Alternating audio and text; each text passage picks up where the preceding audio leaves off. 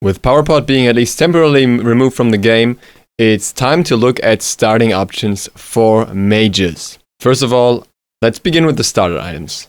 In 99% of all cases, you want one of these starter items. They're simply too good in terms of early game benefits to pass up on, and as a mage, it's important for you to get online early, to have an impact early in order not to fall off too hard. So the options are Vampiric Shroud and Soulstone. Vampiric Shroud is more of a sustaining item overall. It gives you 20 magical power, a lot less than Soulstone at max. It gives you 100 health, and it gives you plus 5 MP5. Additionally, killing an enemy restores 10 health and mana. This means you'll have a lot of mana overall, you'll have more health than enemies going for Soulstone, and you will also get more health back. Now, let's look at Soulstone. Soulstone has 20 magical power and 100 mana. The 100 mana is nice because it gives you a little bit more room for abilities early, a little bit more room for aggression, which is what this item is mostly about. Additionally, when you hit a target with a basic attack, you get plus 4 MP5, meaning you can get up to 20 MP5. At the same time, that doesn't last forever. As soon as you hit 5 stacks, when you use an ability, all your stacks will be removed, but your next ability will deal plus 60 magical power in damage, so a total of 80 power in combination with the base stats of the item.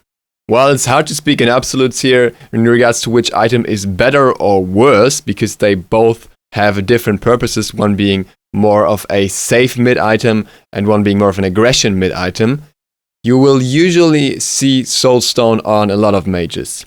This is due to the fact that some mages have relatively weak early but strong late game, and those mages are relatively high in the meta at the moment. For example, Scylla. Or they have very high early aggression and want to abuse that as best as possible. For example, Rajin. These cards do a lot better with Soulstone. At the same time, Isis and Shonqui have different basic attack styles, one being an AoE basic attack in between, the other one having an additional basic attack via the third ability, and they are able to build stacks with Soulstone faster than other mages, once again making it more beneficial for them. So really there's only a handful of mages that really should or have to go for Vampiric Shroud most of the time. What I would recommend is going for Vampiric Shroud when you feel like you're gonna be aggressed on early a lot. This item can be combined with other items to give you a lot more survivability than you would have otherwise, but it often means that you run the risk of being out-cleared, even now that red pot is gone. When it comes to your secondary items, you have 4 choices. The first one is Imperial Helmet. This gives you 10 magical power and 20 physical protection, so it's by no means a bad item, and it's best if you're expecting early ganks from a physical jungler. It can be combined with both items. In combination with Vampiric Shroud, you get a lot of early defense with the extra health and the extra protection, whereas with Soulstone, it allows for a good mix of aggression and some defense. You can also still get health and mana potions on top of that. If you're expecting some more mana trouble and you want to look for more early aggression by building into Doom Orb, you should opt for Lost Artifact. It gives you 15 magical power and 5 MP5, but it is the start into Doom Orb, which is then more accessible later on.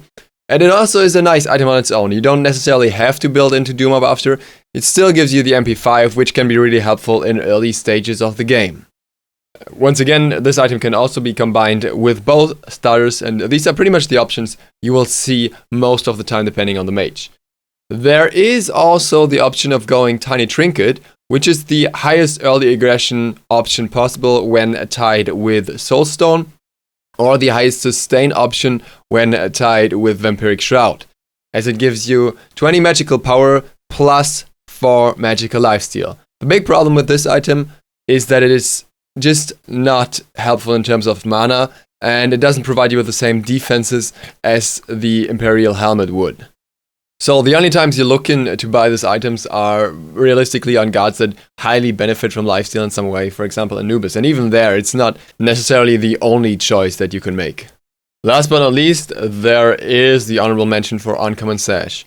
Here you will rather see a Golden Sash on its own with no additional starter, because it has a price drop to 1,350 gold as of now, and that's quite decent as you can get some pots along with it. If you get Uncommon Sash on its own with the starter, you will not be able to buy any pots. Not being able to buy any pots is extremely risky in mid lane because you will often need them early on. If you can play smart, you can maybe make use of it, but then again, Uncommon Sash rush is hardly ever good, because until you get to Warlock Sash, it will take you quite a while, and you will have to go through a very rough early, and you probably want to finish boots first anyways, so you might as well not start that way. As for everything, there are definitely niche options where certain builds make sense that I would generally not recommend, but overall, your starters will be Soulstone and Vampiric Shroud most of the time, and you will have those starters along with either Lost Artifact or Imperial Helmet. Thank you guys for watching. Duke Sloth, out.